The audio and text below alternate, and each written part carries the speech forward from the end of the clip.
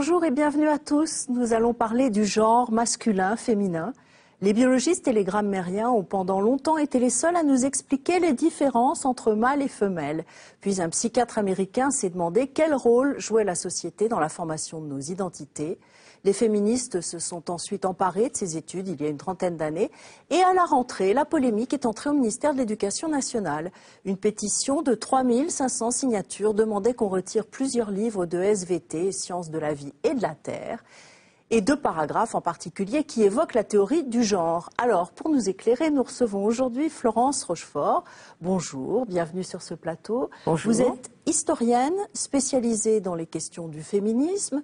Alors, vous êtes chercheur ou chercheuse au CNRS? On peut dire chercheuse, comme ça on marque plus facilement le féminin.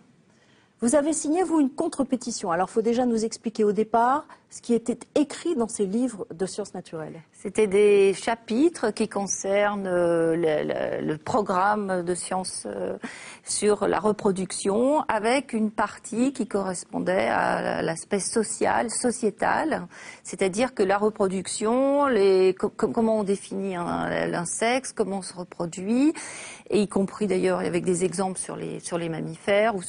Et puis l'aspect social, c'est-à-dire que la reproduction, ce n'est pas la sexualité n'est pas égale à la reproduction et qu'il y a une dissociation, une interprétation de la société, un environnement dans lequel se situe cette connaissance sur la reproduction. Donc ces manuels insistaient sur l'aspect société, mais c'était 2 pages à la fin de tout un chapitre qui explique les gamètes et la reproduction. Bon, on va parler de tout ça en détail avec Véronique Margron, elle est théologienne.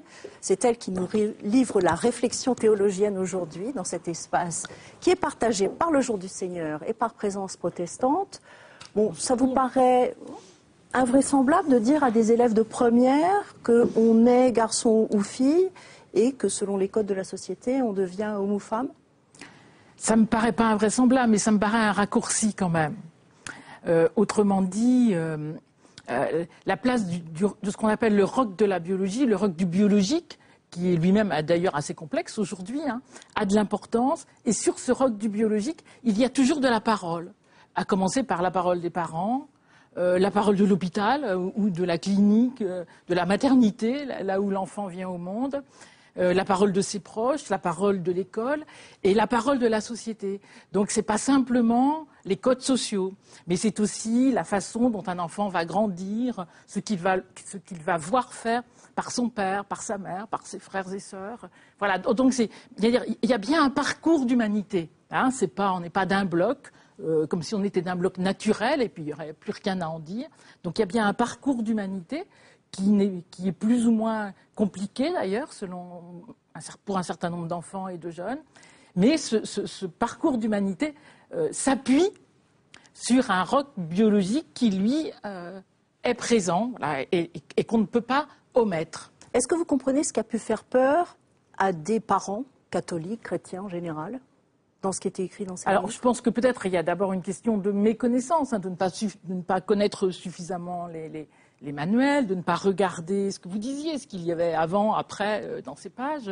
Une méconnaissance aussi de cette question qui, pour beaucoup de gens, est très neuve. Nous, on est habitués à ce vocabulaire, mais il n'est pas si fréquent que cela pour tout le monde. Méconnaissance peut-être aussi parce que c'est dans le cadre des SVT, alors qu'on aurait pu penser que c'était plus dans le cadre de la philosophie que des sciences naturelles. Bon, donc voilà. Et puis, je pense que derrière cela, une des peurs est sans doute la peur d'une sorte de remise en cause de la nature. Et comme aujourd'hui, où nombre de parents ont peur que nombre de repères ne soient plus présents, comme si une sorte d'ultime repère de la tranquillité, si je puis dire, d'être un homme ou d'être une femme, n'allait plus de soi, alors que bien sûr que ça n'est pas si tranquille que cela. Est-ce qu'on peut résumer la théorie du genre ?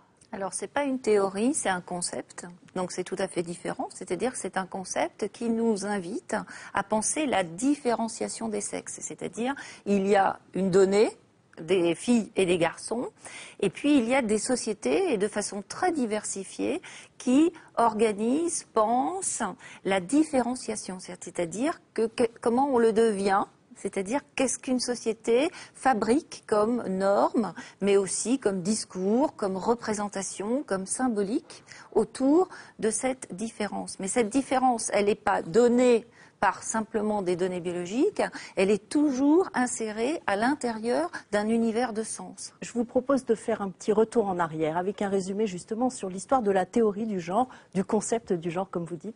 Et c'est un sujet qui est signé Vanessa Rouet.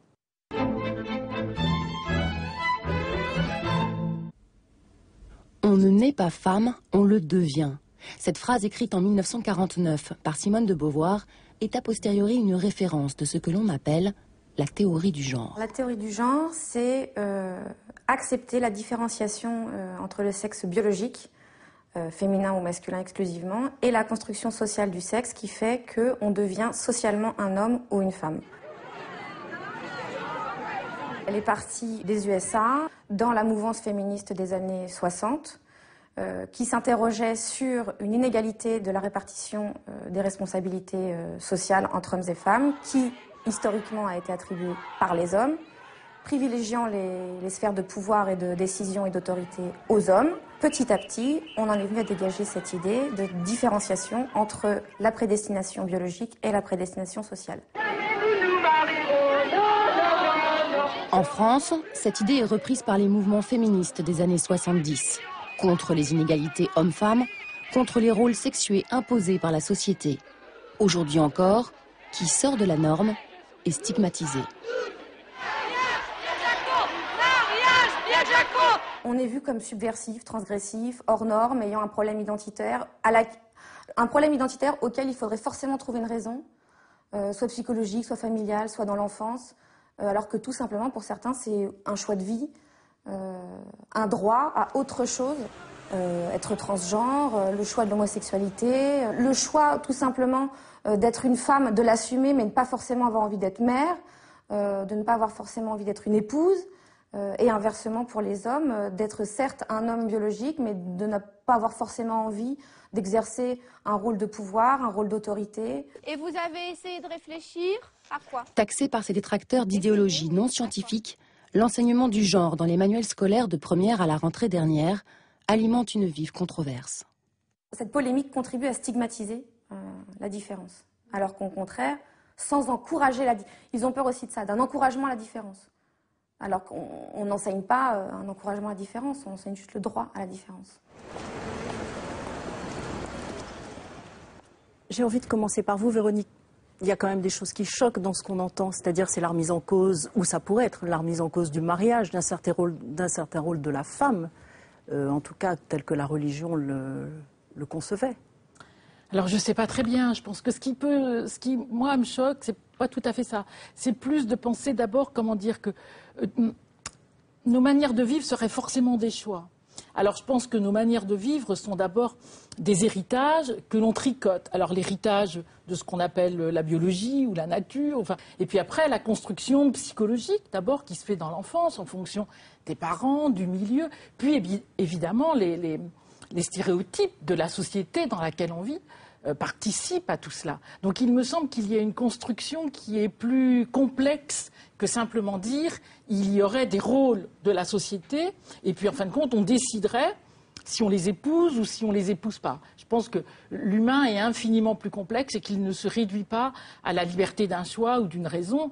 Et Dieu sait que je pense que la raison a de l'importance, mais il n'y a pas qu'elle. Donc c'est plus peut-être, face à à la volonté peut-être de certains de trop mettre du côté du seul biologique, où seule la biologie compterait. Je pense que c'est pas mieux de dire que seul le social ou seule la construction sociale compterait. Je pense que c'est pas tellement ça qui est choquant. Je pense que ce qu'il faut comprendre, et que nous, les catholiques, nous avons à comprendre, c'est qu'en effet, il ne suffit pas de naître homme ou femme pour le devenir. En effet, ce que dit Simone de Beauvoir est j'oserais dire presque d'une simplicité biblique. Ça va de soi que s'il y a bien une particularité de l'humain comme mammifère, c'est que justement, il lui faut toute son éducation, toute sa croissance pour pouvoir devenir ce qu'il est ou pour pouvoir adopter être cohérent avec une identité. Est-ce que vous pensez que selon les périodes de l'histoire, selon les civilisations, même la place de l'homme et de la femme, le rôle de l'homme et de la femme défini par la société n'est pas le même ? L'hypothèse, c'est de comprendre comment les sociétés, finalement, œuvrent à la différenciation des sexes. Ce n'est pas une façon de nier la différence, c'est de comprendre quel est son statut, quelles sont ses modalités, comment elle est organisée par des systèmes qui, généralement, sont hiérarchisants, c'est-à-dire ont toujours, depuis la nuit des temps, valorisé le masculin sur le féminin, y compris les représentations qui étaient associées au féminin. C'est-à-dire, ça peut être des objets ou des lieux qui étaient associés au féminin, qui étaient dévalorisés par rapport à des lieux, des objets qui représentaient le pouvoir masculin. Donc c'est toute cette histoire-là, et on peut la faire remonter à la préhistoire.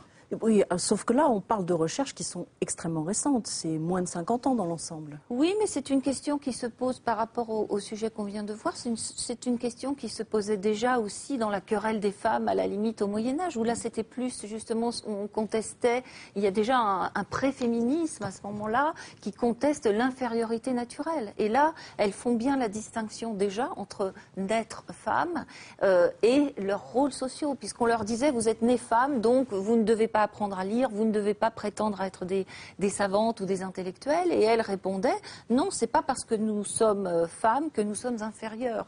Moi, je crois que c'est utile de replacer cette interrogation dans le très long terme. Je pense que ça peut lui donner plus de poids philosophique. Ça peut être aussi une façon de la, si vous voulez, de la dédramatiser par rapport aux enjeux très très contemporains.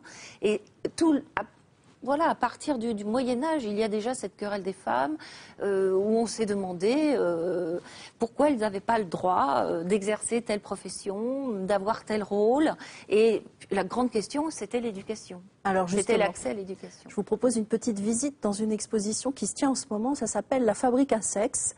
Et c'est une exposition qui a été organisée par le Conseil général de Seine-Saint-Denis. Et ça se passe à Rosny-sous-Bois. Et c'est Vanessa Rouet qui joue les guides.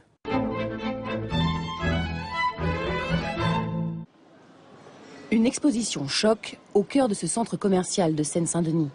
Bienvenue à la Fabrique à sexe, une usine virtuelle qui décortique les processus bien réels de formatage des filles et des garçons. Premier modelage, dans la famille. Vous leur dites, regardez, cette petite fille, elle pleure. Qu'est-ce que vous imaginez qu'elle a? Et à ce moment-là, tous ces adultes répondent, oh, elle a du chagrin, elle est triste. Et vous montrez la même vidéo du même bébé à ce même groupe d'adultes et vous leur dites, regardez ce petit garçon, il pleure, qu'est-ce qu'il a? Et bien ils vont vous dire, oh, il est contrarié, il est en colère, oh là là, il n'est pas content. Ces différences de départ, c'est tout au long de la vie, dès la crèche, dès la maternelle, qu'on va continuer à forger cet univers de différence. Un univers de différence véhiculé aussi par l'école. On dit Théo, il a un livre dans son cartable et une petite balle bleue pour jouer dans la cour. Donc lui, il a une balle déjà. Et c'est pour jouer, donc il est actif. Maintenant, il y a le personnage féminin. Camille. Eh bien, qu'est-ce qu'on apprend sur Camille? Elle a mis sa belle robe et son petit chapeau blanc. Qu'est-ce que ça veut dire, ça? Qu'est-ce que ça... Voilà, sois belle et tais-toi. Voilà, c'est un peu sois belle et tais-toi. Des clichés tenaces.